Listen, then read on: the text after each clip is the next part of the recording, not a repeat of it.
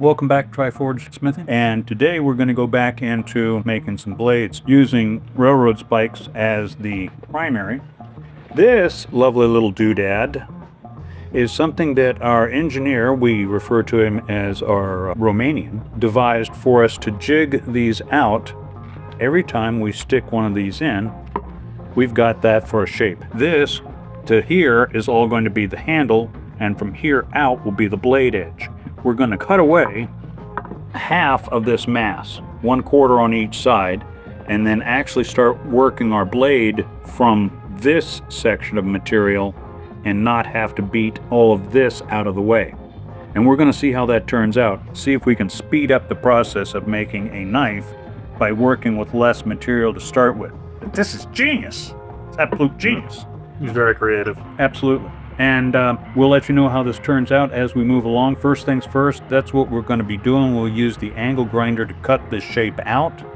We'll show you what it looks like once it's been cut out, and then we'll go about the forging process. This one we're going to actually use the whole 9 yards. These will be cut, shaped, tempered. What's the other word? Real quick. Normalized. Normalized, thank you. And then finally tempered at the other end of it. And we'll Normalized, hardened, and then tempered.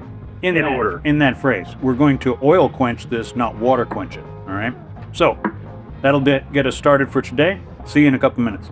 Now, from whispers I've heard, the normalizing, hardening, and tempering may have limited effect on the railroad spike like steel that we're using. Yes. So we'll see what kind of effects it has, if it makes any identifiable difference in the overall outcome. Getting our reps in, you know. If we flipped it over again, you can't avoid the part where your eye goes, I'm on fire! We have the amalgamation. Will the amalgamation hold up? Is the hype real? Or is this just the fat? No clue.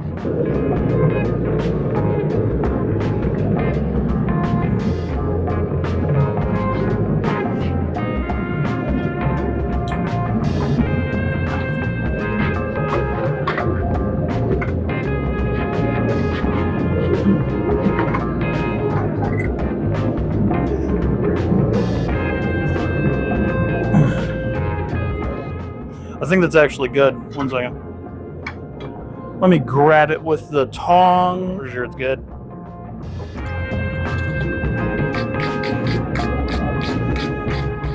We learned a different grip technique before I left on my odyssey to North Carolina a couple days ago.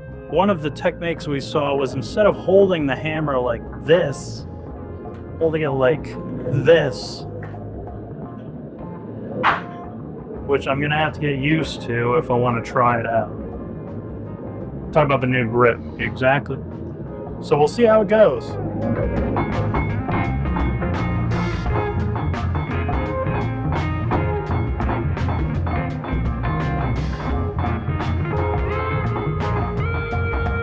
Now that was the rounding hammer side.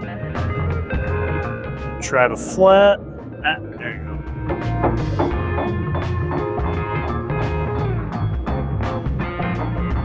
I think flat's best for now. I haven't gotten used to I realize I don't think I've used those since we rounded it off.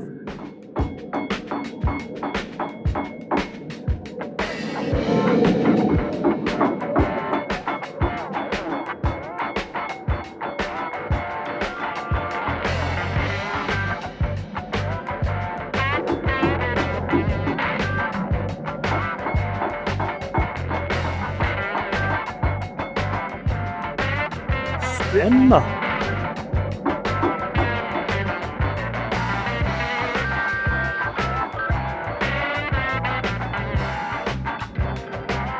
You can hear it go so hard. It just starts getting so loud. Other thing, yep, though your position's good, yes, Yes.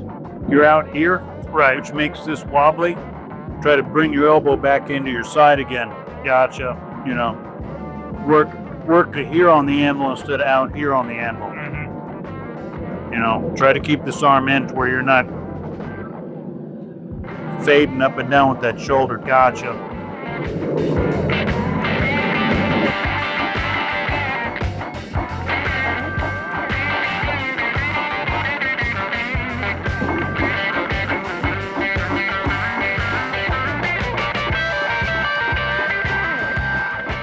Have to round that off. It is getting squished. Noticeably so I just got to make sure the form stays there. Are we trying to do a single edge? Yes. Okay, gotcha. All right, cool. With that in consideration, I will adapt accordingly.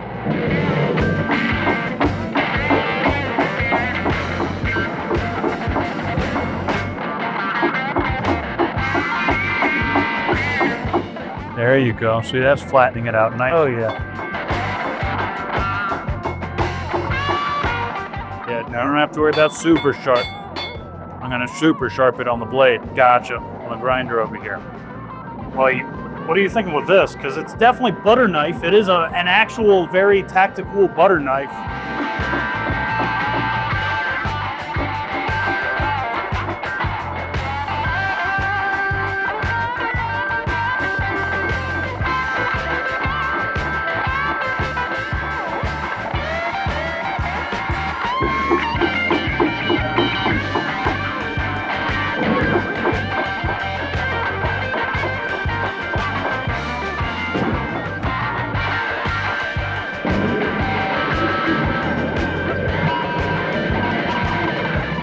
The hot butter knife. This is what they're talking about when they say hot knife through butter. Exactly. I can't remember if normalization has to be where you bring it up to just where it's not magnetic, or if you're allowed to go above it and then just let it cool. Yeah, this is just normalized. Okay. Then we go to hardening, which is where we just get it where it's a light red. Should drop all the magnetism out of it. Cool. Well, we're not gonna have to use that for a minute. And now we wait. Yeah, coffee's ready, by the way. Oh, yeah. Talk about timing. Look at this beauty. It was kind of hard because we had to squish down that area because that part was too thick. And Making waves probably helped a little bit. probably. Yeah, Yeah. I'm telling you. I mean, with everything about that blade in comparison to the others, Yeah. there's no hammer marks in it. Nope. There are no hammer marks in that piece. Nice. Thank you. Very nice. Much cleaner. We'll be right back.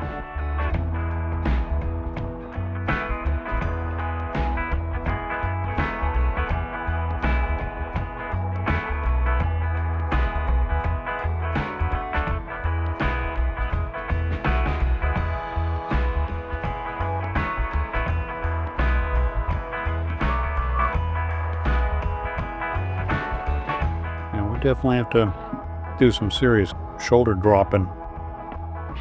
Yeah, I could do it.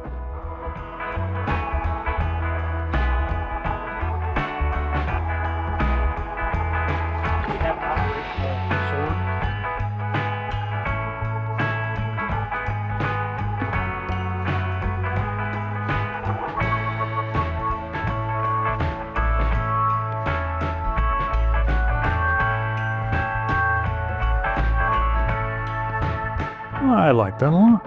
We're going to heat it up until the metal is non-magnetic. Now we're going to immediately quench it. Once we get it up to the tempering stage, then we'll oil it. Yes. This time it's just make it to where it's all the molecules are going in one direction. Well, actually, we already got all the molecules in the right direction with the normalizing. Remember, heating it up creates a certain compound. Right. Once it loses magnetism, it creates a certain compound.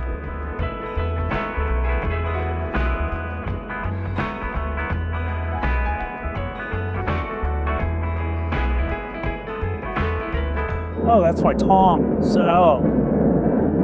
That was my tongs. I will say the tongs flexed. They expanded and then flexed when I was putting it in there. Like in my hand, it expanded and not bad. No? I am wondering what the difference in coloration is right through there. Not just surface, a little fudge. Carbon differs. Already like decided the carbon difference. I don't think it's a problem. Nope. Is it feeling harder? It feels harder, yeah, definitely. Hard. Is it hard yet? Stop it.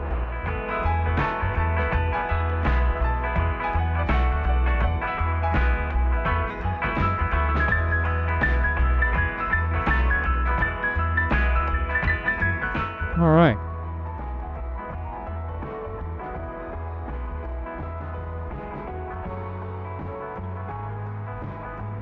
Yeah, feel it. Whoa.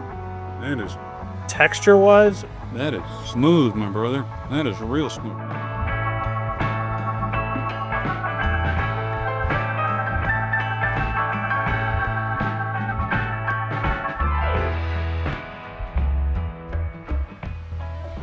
Now I've got something of an edge all the way down. Put that out of it. Nice. Last time you saw this, it was a bit grody. We just finished forging it out. As you can see, it's really got a nice twist to it. We pippled this using white vinegar, buffed it out, removing all the carbon off of it, and as you can see, it is shiny. sparkling. Okay?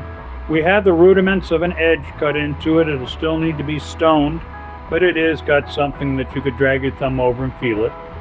And now we're about to oven bake this thing in the coke forge. So if you've got a coke forge that's built along these lines and you're looking for an oven for baking your equipment, for tempering it, ta-da! The grate. Do not set over your coal pile. Set just outside your coal pile, and you'll find that you can actually bring this stuff to about wheat hot in as little as 15 to 20 minutes. Okay? So we're gonna set this in here. Once it gets to wheat hot, the blade, not this gets to wheat hot, bloosh, into the oil. Now, this is conventional motor oil. We put a steel plate in the bottom of it. As you can see, this is a Tupperware container. And we're a little concerned that this, at nearly 500 degrees, by the time it reaches wheat, might just go right through the bottom of it. So Yeah. the steel plate in the bottom gives this someplace to rest until it actually gets cold. Okay?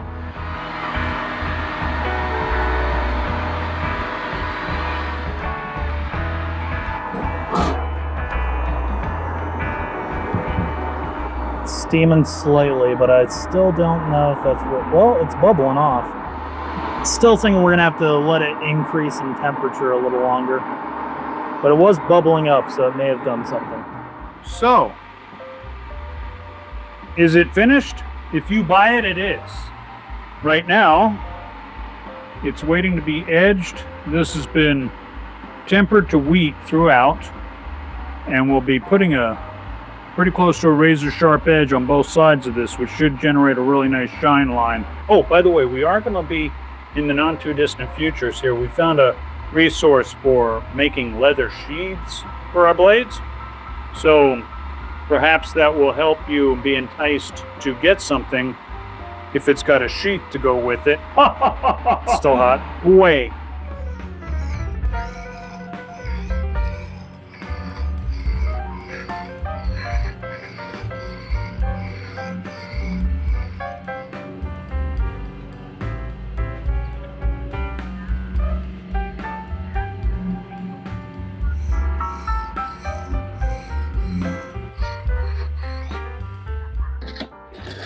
Onto the shiny stone. Believe we're done. Oh yeah, that's fur cutting. I don't know about you guys, but I find that to be darn sexy. It looks pretty damn cool.